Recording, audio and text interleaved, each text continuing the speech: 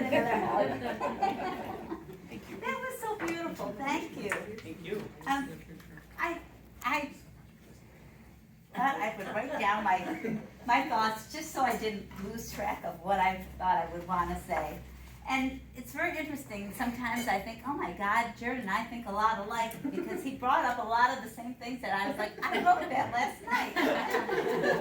But we didn't compare notes, so I just want to say, Dr. Bagatelle, Dr. Simmons, and Mom, my brother, and all of you as honored guests, I just really appreciate you being here today. But I thought I would tell you a little story, and it begins with once upon a time. Once upon a time, there was a college student who worked at Xerox in Webster, New York. And after that experience, she had the idea of what it was she wanted to do with her life. She wanted to work in employee health and wellness. But she looked around for jobs, and she could teach smoking cessation at North Medical Center, or a little bit about healthy lifestyles. And part of her job at the Y also had some wellness activities in it, but nothing full time. So she went back to school. And there, in the story, you find that she came out of Syracuse University and she was extra excited about doing employee health and student wellness. And nothing seemed to appear, but she took herself to upstate and tried to talk to somebody about the importance of employee health and wellness. It just wasn't the right time. No one had the right ear for it. And then, fast forward to 2012, and suddenly I saw there was an ad in the paper for Upstate Medical University for a wellness coordinator. The vision of Dr. Simmons and my experience matched perfectly with the vision that they had for wellness here at Upstate. And I was very excited to work at Upstate and with Dr. Simmons. So I started with a program. The first program I did was called the Olympic Experience. And this was a program that I did with New York State Well Every Day. And that is out of Albany, New York. And they have fantastic programs that are just easy to implement. And it's part of our EAP program. We also implemented the Monday Mile, the Meatless Monday. We had improving posture programs. We had indoor and outdoor walking trails at both campus locations. We did Eat Right, Move, Lose, which had over 250 employees involved in it. We also did Walktober. Walktober had over 300 employees involved in it. And we had the Killer Hill Gang. Donna was on the Killer Hill Gang team, and we did a lot of walking, and it was just such a great program. Everybody loved that program.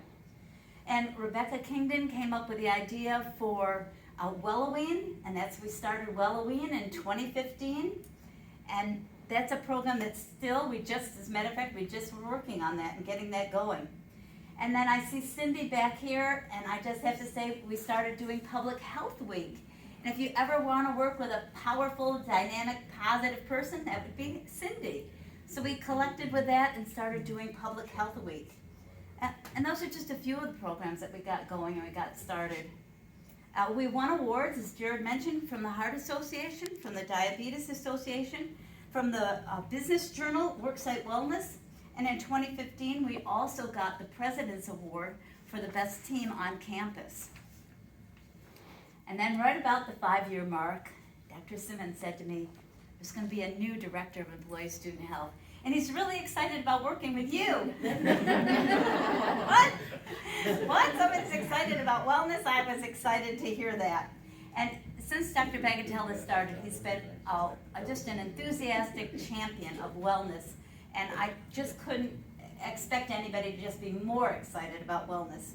And with his help, we have won awards from the American Heart Association. We won the gold, the bronze and the silver award. And then when COVID appeared, we thought, well, how are we going to do all this programming? And we turned it into 100% remote, the program 100% remote. And on our very first program, which was about stress management, during COVID, we had 70 people participate. So we really, by doing it online, we were able to flip this around and get people involved. Typically, we actually help out about 150 to 200 people a week by doing the programs online, because you can access it at any of our 34 locations just by tuning in at 10 o'clock, which is much easier than me running up and down this killer hill to do a program. But as Jared mentioned, on our 10th year, we launched 10 at 10. Oh my gosh. Hey, Miss Jane. You are right, you're perfect. We launched 10 at 10 on the 10th, and that was the 10th year of Pathway to Wellness, along with 10 minutes of humor, along with 10-minute abs, 3-minute arms, dance parties, chair yoga, bed yoga, and 3 good things, hiking, and more. We really have covered a lot of different topics, from addiction, finances, mortgages, pain management, diabetes care, sleep, kidney health, you name it, we covered it. And now, as I am kind of prepared for this unfolding of life, I just been taking a little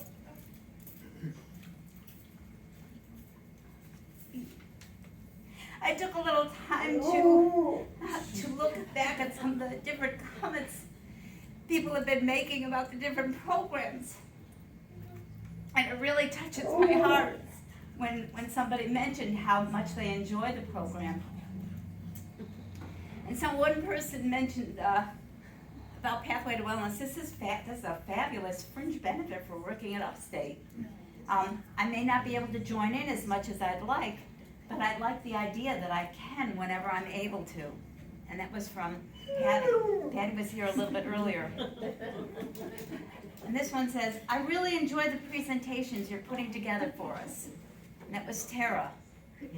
And someone else wrote me and said, I love the funny meetings. The funny meetings are the 10 minutes of humor. And I hate it when I miss them. Thanks for sending me this. It made my day, because we do record it, and I do have slides, so that if you couldn't make it at that time, I try to send it out to anybody that was interested, so you can enjoy it and laugh a little bit later. And people will often say that I share that with the rest of my department. So you've also blown me away with all your different comments about my retirement.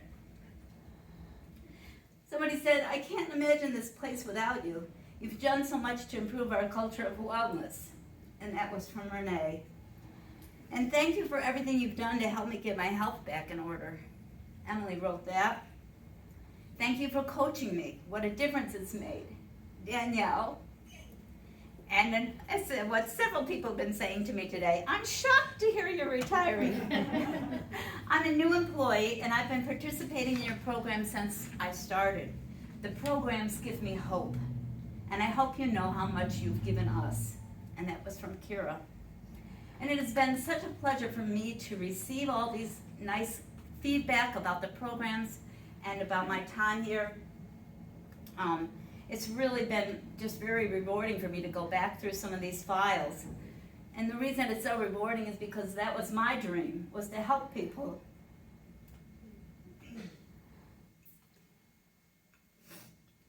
As this part of my story comes to an end, I hope that you take away 2 points. 1, even if it took to 2012 to get hired here at Upstate, it's never too late to make a difference.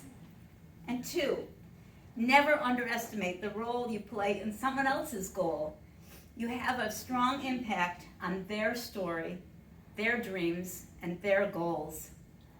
So in my practice of 3 good things tonight, it's this moment right here that I'm extremely grateful for.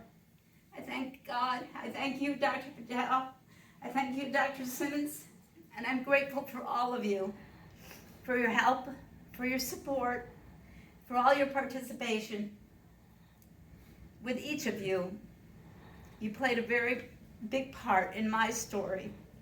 And you have made this story have a very happy ending. And she lived happily ever after.